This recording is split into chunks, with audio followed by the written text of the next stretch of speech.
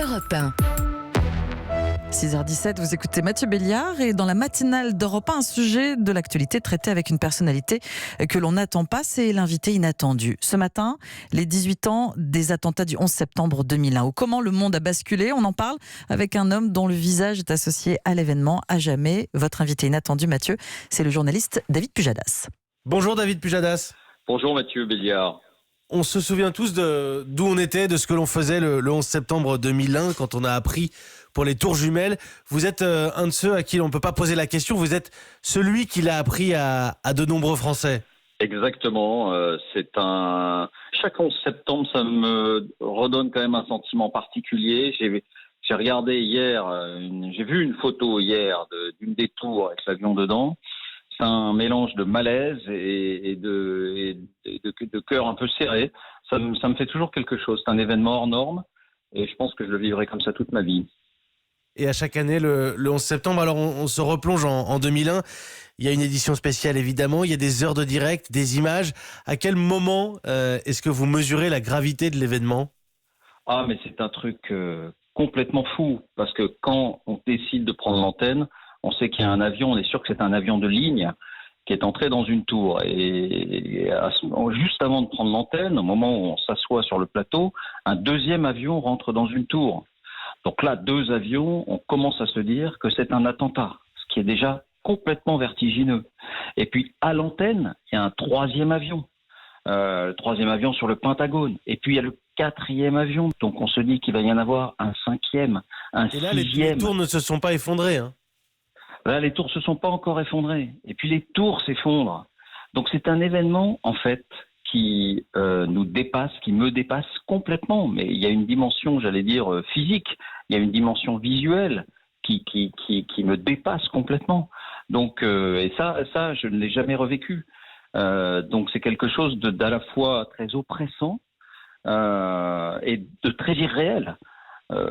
Et donc c'est à l'antenne que je vis tout ça petit à petit, que j'apprends tout ça, que je vois tout ça, que je découvre tout ça en même temps que les téléspectateurs. Et aujourd'hui, avec ces années de recul, vous saisissez forcément la portée historique du moment. On ne se dit pas à ce moment-là que c'est un point de bascule dans l'histoire du monde. Mais même maintenant, quand je repense à cette journée, ce sera le cas demain, en revoyant les photos, j'ai du mal à les regarder d'ailleurs, honnêtement, j'éprouve quand même beaucoup de malaise en les regardant.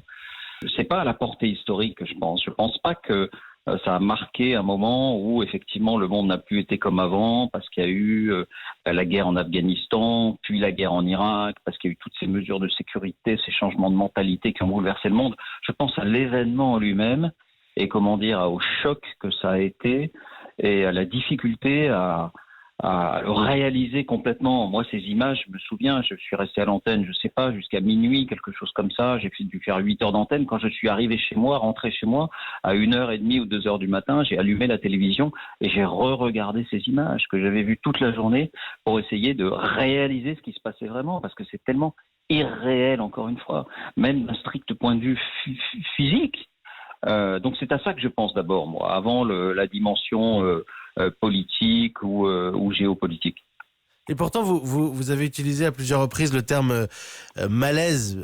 À titre personnel, David Pujadas, le 11 septembre 2001, vous êtes un tout jeune présentateur du 20h. C'est le jour où vous vous êtes révélé et c'est en même temps un drame terrible.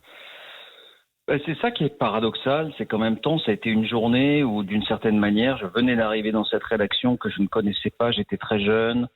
C'était un poste un peu grand pour moi et j'ai acquis mes galons d'une certaine manière, une forme de légitimité. Je me souviens très bien quand je suis remonté à 11h30 ou minuit dans cette salle de rédaction, j'ai été applaudi. À ce moment-là, les gens ont compris pourquoi je faisais ça, pourquoi c'est moi qu'on avait choisi, parce que j'avais un savoir-faire.